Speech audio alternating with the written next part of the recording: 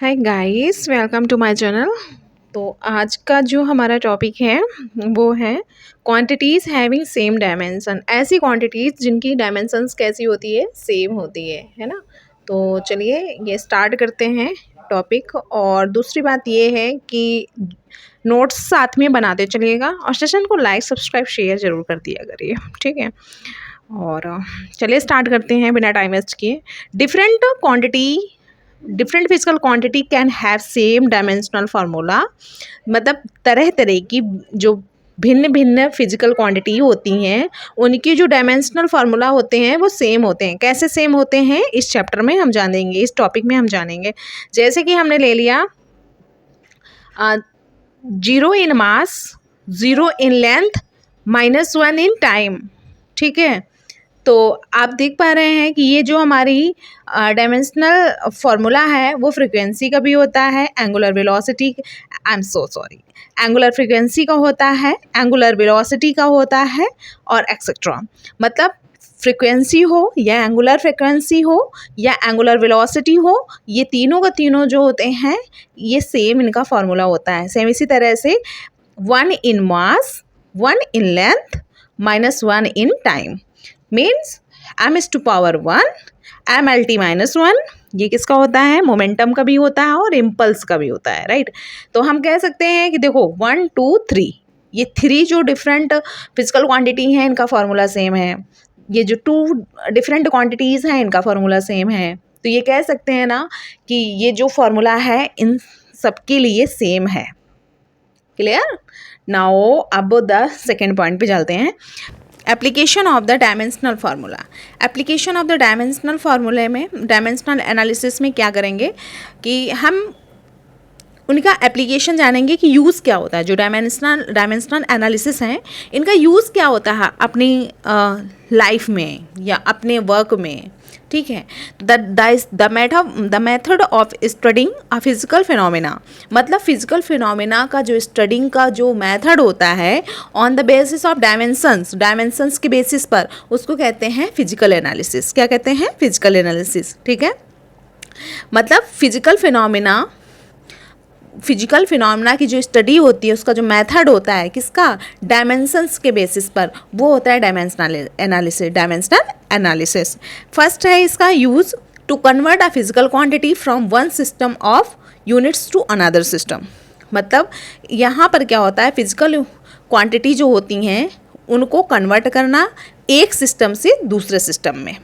एक तो ये यूज़ हो गया। दूसरा यूज़ ये होता है to check the correctness check करना of a given physical relation. किसी दिए गए फिजिकल रिलेशंस की करेक्टनेस चेक करना। क्लियर? करेक्टनेस मतलब कितना वो सही है, जो उसकी आइडियल वैल्यू है उस आइडियल वैल्यू के वो कितने पास में है, ये चेक करते हैं। फिर थर्ड है to derive a relationship between different physical quantities. दो भिन्न भिन्न फिजिकल क्वांटिटीज़ के बीच में जो रिलेशन है उनको डिराइव करना। कितने एप्लीकेशन है? 3 एप्लीकेशन है। पहला कि एक फिजिकल क्वांटिटी, जो फिजिकल क्वांटिटी हैं इनको कन्वर्ट करना एक सिस्टम से दूसरे सिस्टम, ठीक है। सेकंड है कि इनकी फिजिकल क्वांटिटी, जो दी गई फिजिकल क्वांटिटी हैं इनकी करेक्टनेस चेक करना। थर्ड है कि विभिन्न फिजिकल क्वांटिटीज़ के बीच में जो रिलेशन है उसको डिराइव करना, ठीक है। पहला क्या है? फिजिकल क्वांटिटी को कन्वर्ट करना वन सिस्टम से दूसरे सिस्टम में। दूसरा है फिजिकल क्वांटिटी की करेक्टनेस को चेक करना। और तीसरा है भिन्न भिन्न फिजिकल क्वांटिटीज़ के बीच में जो रिलेशन है उसको डिराइव करना। ये 3 हैं, आप याद रखिएगा। नेक्स्ट देखते हैं conversion of one system of units to another. हमने फर्स्ट जो पॉइंट था ना उसको हमने लिया है और इसको बहुत ही अच्छे वे पे समझेंगे, ठीक है। एग्जांपल्स लिए हुए हैं कि इसका एक्चुअली मतलब क्या था।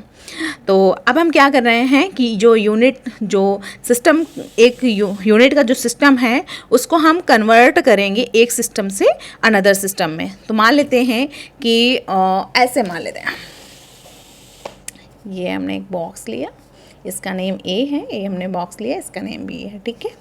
इसमें क्या किया हमने कि मास को m1 से डिनोट किया, लेंथ को t1 से, टाइम को T1 से। इसी तरह से मास को T2 और L को L2 और T को T2, ठीक हो।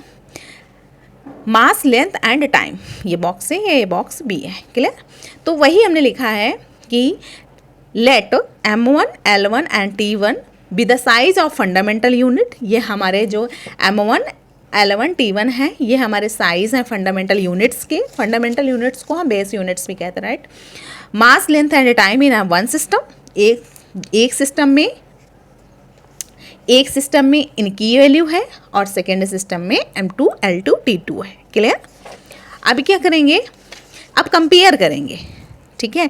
If the dimensional formula of a quantity Q be, देख लेते हैं कि जो डायमेंशनल फार्मूला है m⁴a, l⁴b, t⁴c, मतलब a in mass, b in length, c in time. Then आप कंपेयर करेंगे। आपको ये भी पता है कि जो क्वांटिटी होती है, quantity equals to n1 u1 equals to n2 u2।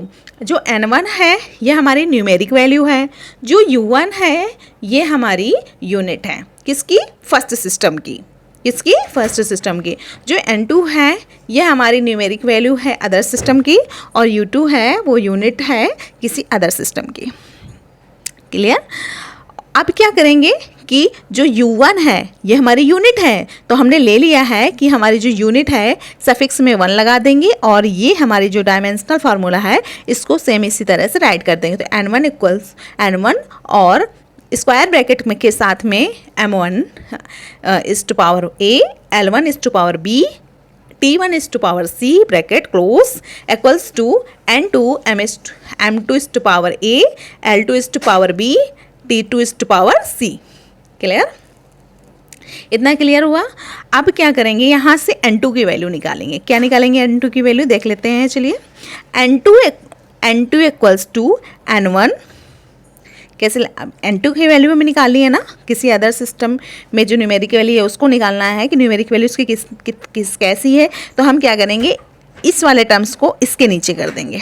तो वही हमने किया है, m1 l1 t1 upon m2 l2 t2, और पावर में क्या कर दिया है, a b c, क्लियर। ये तो कैलकुलेशन है। आपको पता है q equals to N U होता है, q होती है क्वांटिटी, n होता है न्यूमेरिक वैल्यू, और u होता है यूनिट्स, ठीक है। आई होप इतनी सारी चीज़ें क्लियर हो पा रही होंगी। और दूसरी बात मैं आपको ये भी बता दूं, ये बहुत इंपॉर्टेंट है, आपको आना चाहिए, इसको आप डिनाई नहीं कर सकते हो। आप क्या करेंगे, कन्वर्ट 1 जूल इनटू अर्ग। अब हम क्या करेंगे, एक सिस्टम से दूसरे सिस्टम में जाएंगे, तो हम 1 जूल को हम कन्वर्ट करेंगे 1 अर्ग में। आपको ये भी पता होगा कि जूल हमारी किसकी यूनिट होती है। कमेंट बॉक्स में कमेंट करके बताइए कि जूल हमारी किसकी यूनिट होती है। तो आप देख पा रहे हैं, स्टेप फर्स्ट में डायमेंशनल फार्मूला सबसे पहले लिखेंगे। तो यहाँ पर एनर्जी जो होती है, एनर्जी का फार्मूला क्या होता है, ml² t-2। क्या होता है, ml² t-2। स्टेप 2 में क्या करेंगे, जो डायमेंशनल फार्मूला होता है स्टैंडर्ड क्वांटिटी का, m⁴a, l⁴b, t⁴c। यहाँ पर आप देख पा रहे हैं कि यहाँ पर m की पावर कितनी है, 1 है, इसलिए इससे इसको कंपेयर कर दिया। तो a equals to 1, b equals to 2 and c equals to -2, ठीक है। ये हमारी किसकी है, वैल्यू ऑफ ABC। स्टेप 3 में करेंगे राइटिंग यूनिट्स करेंगे, यूनिट्स को राइट करेंगे स्टेप C में। यहाँ पर SI यूनिट होती है जूल, किसकी होती है, एनर्जी की, और CGS सिस्टम में अर्ग होती है, एनर्जी की यूनिट, राइट। तो यहाँ पर आप देख पा रहे हैं कि 1 सिस्टम हमारा जूल का है, अदर सिस्टम हमारा अर्ग में है। दोनों सिस्टम हमारे डिफरेंट है एक दूसरे से। यहाँ पर मास है, मास जो है 1 kg है, 1 kg में हमारे 1000 g होते हैं, 1000 ग्राम। L1 इक्वल्स टू 1 मीटर, और 1 मीटर को हम सेंटीमीटर में चेंज करेंगे, इसलिए 100 आ गया। T1 को हम सेकंड में ही लेते हैं, चाहे वो CGS सिस्टम हो या फिर SI सिस्टम हो, टाइम हमारा सेकंड में ही होता है। N1 हमारा 1 जूल है, N1 हमारा 1 जूल है, और N2 की वैल्यू हमें निकालनी है, मतलब दूसरे सिस्टम में जो न्यूमेरिक वैल्यू है उसको हमें फाइंड आउट करना है। तो कैसे करेंगे इसका देखते हैं। M2 इक्वल्स टू 1 ग्राम है, क्वेश्चन में आपको दिया जाएगा कि M2 इक्वल्स टू 1 ग्राम है, L2 इक्वल्स टू 1 सेंटीमीटर और T2 इक्वल्स टू 1 सेकेंड है। ठीक है, आप क्या करेंगे, N2 की वैल्यू हमें फाइंड करनी है। तो आपको बता दें स्टेप 4 में यूजिंग फार्मूला, कौन सा फार्मूला यूज़ करेंगे, अभी जो हमने बताया था लास्ट में कि N2 equals to N1 M1 upon M2 is to power A, L1 upon L2 is to power B, T1 upon T2 is to power C। अब क्या करें, N1 की वैल्यू आप देख पा रहे हैं कि कितनी है, 1 है, I am so sorry, N1 equals to 1 है तो 1 रख देंगे, M1 इक्वल्स टू 1000 जी है, जी रख दिया, और M2 इक्वल्स टू 1 है। ये सारी वैल्यू जो हैं, ये जो सारी वैल्यूज़ हैं रेड कलर में जो हमने राइट किया हुआ है, इस फार्मूले में हम पुट कर देंगे और ABC की वैल्यू भी हम पुट कर देंगे। पुट करने के बाद जब हम इसको सॉल्व करेंगे तो हमारा आएगा 10⁻⁷। आपको पता है कि 1 जूल जो होता है वो 10⁻⁷ अर्ग होता है। आप मेरी बात आप समझ पा रहे हो, आप चाहे 1 जूल बोल दो या फिर 10⁻⁷ अर्ग बोल दो, दोनों ही सेम हैं, इसमें कोई डिफरेंस नहीं है। बट डिफरेंस यहाँ पर है कि 2 सिस्टम है, एक सिस्टम हमारा SI है और दूसरा सिस्टम हमारा CGS है। जब हम CGS में लेते हैं तो वहाँ पर सेंटीमीटर, ग्राम और सेकंड की बात करते हैं, और SI सिस्टम में ग्राम, सेंटीमीटर्स और सेकंड की बात करते हैं। तो हमें क्या करना होता है, जो यूनिट होती हैं उनको सेम करना होता है जब हम कंपेयर कराते हैं। जब हम किसी से कंपेयर कराते हैं तो हमें यूनिट सेम करना पड़ेगा, चाहे 2 सिस्टम हो, चाहे 3 सिस्टम हो, चाहे 4 सिस्टम हो। कंपेयर हम उसी से कराएंगे जो उस कैटेगरी में आता हो। मैं आपको एक एग्जांपल दे दूं, हम अपनी कंपेयर अंबानी फैमिली से नहीं कर सकते, है ना? क्यों? क्योंकि हमें एक मिडिल क्लास फैमिली है और वो high class, high standard family है।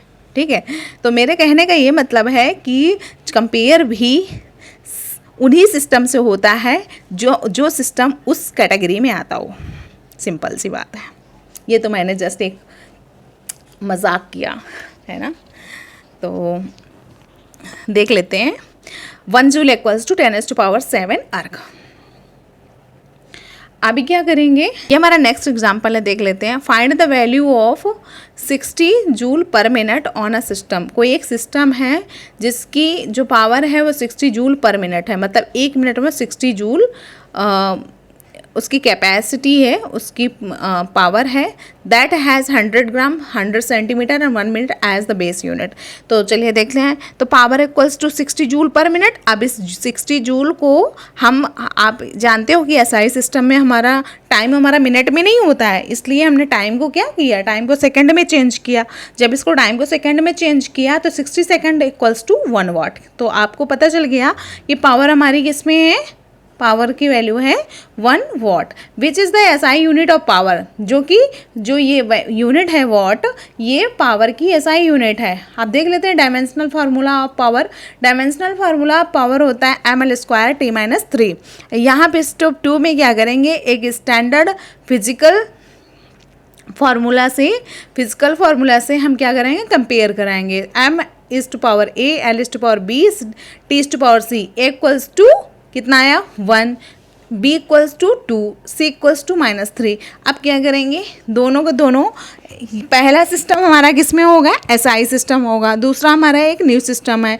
तो SI सिस्टम में किस में लेते हैं, ग्राम, सेंटीमीटर, सेकेंड में लेते हैं। आपको पता है ना, M1 हमारा 1 kg equals to 1000 G, L1 हमारा 1 मीटर आपको दिया ही गया है, 1000 L1 हमारा 1 metre equals to 100 centimetres, T1 equals to 1 second और N1 इक्वल्स टू 1। और न्यू सिस्टम में क्या है, M2 इक्वल्स टू 100 ग्राम दिया गया है, L2 equals to 100 centimetre, time equals to 60 second, 1 minute equals to 60 second. और N2 की वैल्यू हमें फाइंड करना है। क्या करना है, N2 की वैल्यू हमें फाइंड करना है। अब देखते हैं अभी क्या करेंगे।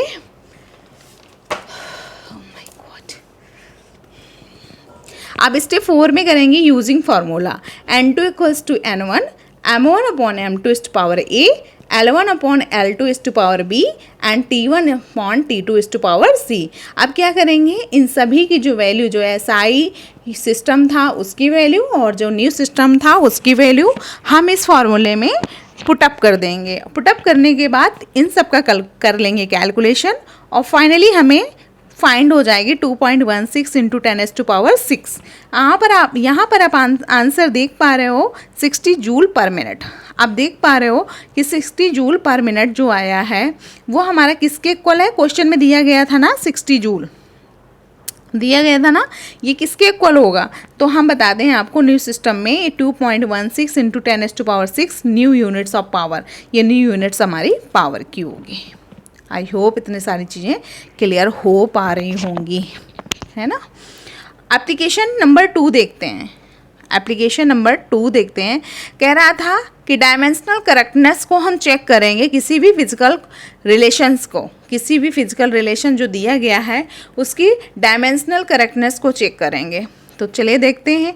This is based on the principle of homogeneity. Correctness को चेक करने के लिए जो हमारा रूल्स होता है वो पूरा का पूरा प्रिंसिपल पर बेस्ड होता है। उस प्रिंसिपल का नेम है principle of homogeneity. According to this principle the dimension of each term on both side of an equation must be the same. मतलब ये कह रहा है कि इस प्रिंसिपल के अकॉर्डिंग जो सभी टर्म की जो डायमेंशंस होती हैं दोनों साइडों की किसी भी इक्वेशंस की वो सेम होनी चाहिए। एग्जांपल्स में देखते हैं तब आपको समझ आएगा। If suppose that x equals to a plus minus B C का whole square plus minus D E F, ये सपोज दैट कोई इक्वेशन है, ठीक है। मतलब ये जो x है, x की जो वैल्यू है इसके और इसके सभी टर्म्स सेम होने चाहिए। जितनी ये है उतनी ये भी होना चाहिए टर्म्स, और उतना ये भी टर्म होना चाहिए, राइट। तो आप देख पा रहे हैं इसमें कितने टर्म्स हैं? 1 2 3। तो अगर मान लीजिए कि x की वैल्यू 6 आई है ना, a की वैल्यू भी 6 हो, बी सी की वैल्यू भी 6 हो और √DEF की वैल्यू भी 6 हो। मेरे कहने का ये मतलब है सभी terms of equation must be the same, इसका ये मतलब है। Then the according to the principle of homogeneity x equals to, आप क्या करेंगे स्क्वायर ब्रैकेट में, क्योंकि हम ये फिर क्या बना रहे हैं, ये डायमेंशनल इक्वेशन बना रहे हैं। x इक्वल्स टू ब्रैकेट में a लेंगे इक्वल्स टू ब्रैकेट्स में bc स्क्वायर लेंगे इक्वल्स टू ब्रैकेट में DEF अंडर रूट के साथ लेंगे। तो यहाँ पर आप देख पा रहे हो according to this principle the dimension of each term on both sides of an equation must be the same. Clear? If the dimension of each term on both sides are same, the equation is dimensionally correct, otherwise not. अगर ये सभी term इसके एक दूसरे के respect में same हैं तो ये डायमेंशनली करेक्ट है, अदरवाइज नॉट, अदरवाइज ये नहीं करेक्ट है। तो फाइनली एक पॉइंट है, अ dimensionally correct equation may or may not be physically correct. अगर कोई हमारी डायमेंशनली करेक्ट इक्वेशन है वो फिजिकली करेक्ट हो भी सकती है और नहीं भी हो सकती है, हो भी सकती है या नहीं भी हो सकती। क्या बोला मैंने पहले? A dimensionally correct equation may or may not be physically correct. एक dimensionally correct equation physically correct हो सकती है या फिर नहीं हो सकती है। एग्जाम्पल्स में देख लेते हैं। F इक्वल्स टू mv²/r, ठीक है, ये हमने फार्मूला ले लिया, ठीक है। आप क्या करेंगे? By substituting dimensions of the physical quantities in the above relation, हम क्या करेंगे इन सभी का इसका भी हम फिजिकल फार्मूला रखेंगे और इन सभी का भी फिजिकल फार्मूला रखेंगे। तो देखेंगे mLT-2 आया इक्वल्स टू m और v की वैल्यू आई LT-1 upon r square. mLT-2 equals to MT-2 equals to MT-2 as in the above equation. जैसा कि आप देख पा रहे हैं इनको हमने सॉल्व कर लिया। आप देख पा रहे हो कि ये जो दोनों साइड हैं एक दूसरे के इक्वल नहीं है। जब ये इक्वल नहीं है तो हम क्या करेंगे? As in the above equation dimensions of both sides are not same. देख पा रहे हो कि जो डायमेंशन है दोनों साइड की वो सेम नहीं है। This formula is not correct dimensionally. ये जो फार्मूला है इक्वेशन है ये डायमेंशनली करेक्ट नहीं है।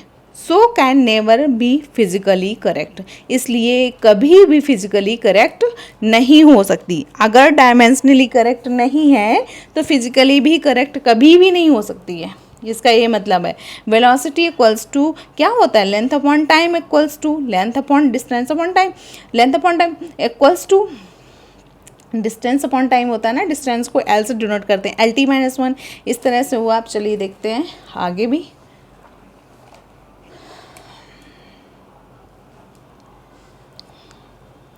इम्पॉर्टेंट नोट्स हैं कुछ, देख लेते हैं।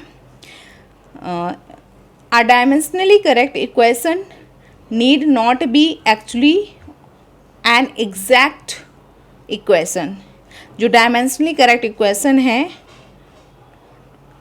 उसको ज़रूरत नहीं है एग्जैक्टली करेक्ट होने का, बट अ डायमेंशनली रॉन्ग और inconsistent equation must be wrong. मतलब अगर हमारी इक्वेशन डायमेंशनली करेक्ट है तो उसमें हम ये नहीं कह सकते कि वो फिजिकली भी करेक्ट है या नहीं, क्लियर। बट अगर डायमेंशनली रॉन्ग है तो हम कह सकते हैं कि वो फिजिकली हमारी हमेशा रॉन्ग होगी। जैसे कि करेक्टनेस पे देखते हैं, फिजिकली देखते हैं, करेक्टनेस फिजिकली हमारा हो भी सकता है, नहीं भी हो सकता है, लेकिन अगर हमारी डायमेंशनली रॉन्ग है, ये डायमेंशनली अगर करेक्ट है तो फिजिकली हमारा करेक्ट हो सकता है, नहीं भी हो सकता है। लेकिन अगर डायमेंशनली हमारी रॉन्ग है तो वो फिजिकली हमेशा रॉन्ग रहेगा, ठीक है। और एग्जांपल्स देख लेते हैं इसमें। Let us consider an equation half mv² equals to mgh, where m is the mass of the body, v is the velocity and g is the acceleration due to gravity and h is the height. Check whether this equation is dimensionally correct। इसको check करना है कि ये dimensionally correct है या फिर नहीं है। तो डायमेंशन ऑफ LHS को हमने टेक किया हुआ है हाफ mv² को, तो ये तो हम न्यूमेरिक वैल्यू को हटा देंगे। m इक्वल्स टू m और v की होती LT-1, इसका स्क्वायर लगा हुआ है इक्वल्स टू ML² T-2 आ गया। आप क्या करेंगे, द डायमेंशन ऑफ RHS का डायमेंशन लेंगे, तो RHS में mgh है तो m और g की वैल्यू LT-2 और h की वैल्यू l, जो डायमेंशन हाइट को l से डिनोट करते हैं ना डायमेंशनली फार्मूले में। अब इसको हम कैसे इनका जब कैलकुलेशन करेंगे, मल्टीप्लाई करेंगे, तो ML² T-2। आप देख पा रहे हैं कि the dimension of LHS and RHS are the same, hence equation is dimensionally correct. यहाँ पर आप देख पा रहे हो कि दोनों साइड LHS और RHS दोनों क्या हैं, एक दूसरे से बिल्कुल सेम हैं और इसलिए डायमेंशनली करेक्ट हैं। हम ये कह सकते हैं, हमने एक चीज़ और ये चीज़ इम्पॉर्टेंट हमने बताई है, इसको याद रखना है ना, इसको याद रखना। मैंने आपको लिख दिया है डायमेंशनली करेक्ट अगर होगा तो फिजिकली करेक्ट हो भी सकता है, नहीं भी हो सकता है। अगर डायमेंशनली रॉन्ग है तो फिजिकली हमारा हमेशा रॉन्ग ही रहेगा, ये चीज़ याद रखना, ये बहुत इम्पॉर्टेंट है ना। So thank you so much. I hope आप लोगों को सेशन समझ आया होगा, और अगर समझ आया है तो प्लीज़ लाइक करें, शेयर करें, कमेंट करें, सब्सक्राइब करें, और जो मन करे सो करें, ठीक है। और ज़्यादा से ज़्यादा मैं यही कहना चाहूँगी, एग्ज़ाम बहुत पास आ रहे हैं तो स्टडी में कोई लापरवाही नहीं होनी चाहिए, प्रॉपर अपने नोट्स मेंटेन करें और रिवीजन पर विशेष तौर पर ध्यान दें, ठीक है। बिना रिवीजन के तैयारी अधूरी रह जाती है। आप कितने भी टॉपिक क्लियर कर लो एक दिन, लेकिन अगर आप रिवीजन 1 महीने के लिए नहीं किया, वो टॉपिक रिवाइज़ नहीं किया, 15 दिन के लिए भी रिवाइज़ नहीं किया, तो आपको टॉपिक भूलने लगेंगे, ठीक है। यही चीज़ मैं कहना चाहूँगी, रिवीजन प्रॉपर रखें और सेशन को एक बार नहीं बार बार देखें। जब एक सेशन को 2 से 3 बार आप देखोगे ना, आपका कॉन्फिडेंस ग्रेजुअली डेवलप हो जाएगा। करना नहीं पड़ेगा, आप करके तो देखो मेरी बात। आपको ये चीज़ मैं कह रही हूँ और ये चीज़ आप फील करोगे तब जब आप मेरा कहना फॉलो करोगे। आप एक लेक्चर को आप 3 बार देखो, आपको कैसे नहीं समझ में आता है, दिमाग में ऐसे पेस्ट हो जाएगा जैसे फेविक्विक से चिपका दिया गया हो, है ना। So thank you so much और बाय बाय, टेक केयर, मिलते हैं नेक्स्ट सेशन में।